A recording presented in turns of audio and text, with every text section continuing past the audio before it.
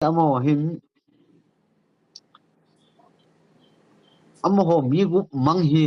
ho engo wa hi amang ta ham amang ta lo ham ti rong hi yon ke lo hi adi chu i ho khutna i ho custody a detain ki bol ho zo se chu khut jong khat we cha ki nu lo wa tam labi setna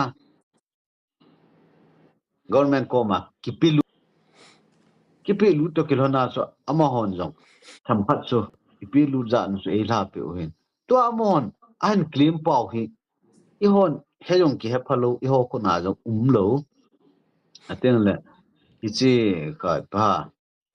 Indian Army ho ko ma yong chu ana kisin ki hon ichi mi gu thu wang ka he pa pu win ki ho ku na zo si dam le bi na no ku na hanover ka bol hin no ka ta san win ye chun ka ta san bang win ka so piu mi som le li still hostage a na lai ho hi no hon dam le bi na rescue ne bol pi diu he no ho chunga ka ngam we ti hi mo pu na ichi mi som le li ho kana pi do ni ho wa chu Indian Security Force Army ho